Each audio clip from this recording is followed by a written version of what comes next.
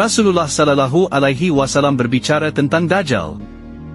Pada suatu pagi, Rasulullah berbincang dengan para sahabatnya mengenai Dajjal.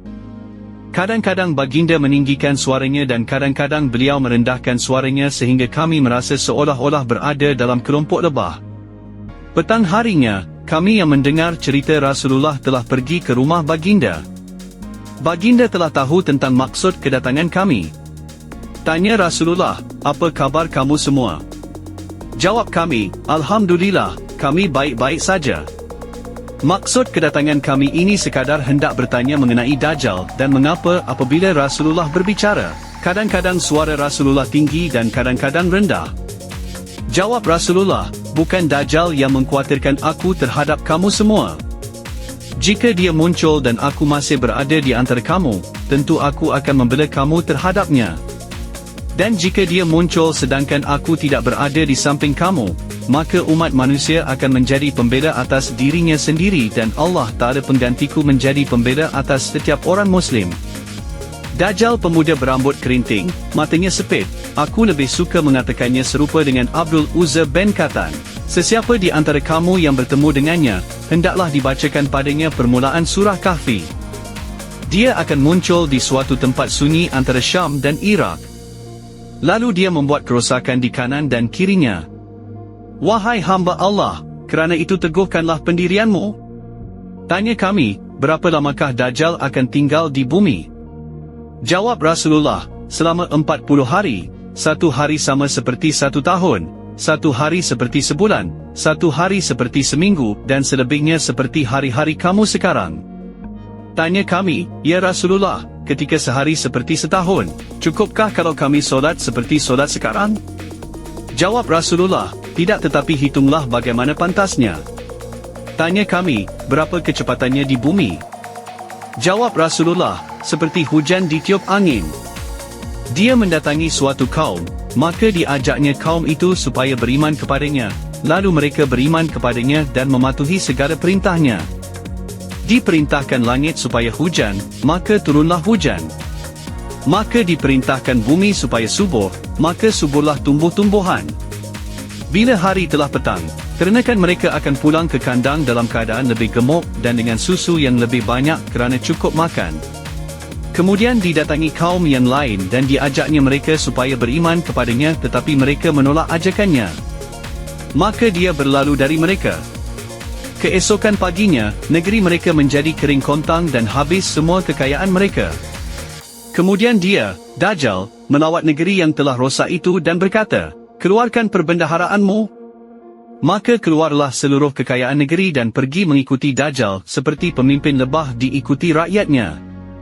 Kemudian dipanggilnya seorang pemuda remaja lalu dibelah dengan pedangnya sehingga anak muda itu terbelah dua dan belahannya dilempar sejauh anak panah dipanahkan.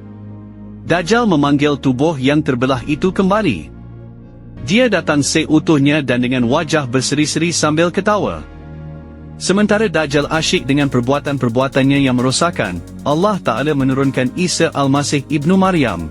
Dia diturunkan Allah dekat Menara Putih sebelah timur Damsyik dengan memakai dua pakaian berwarna sambil berpegang pada dua sayap malaikat.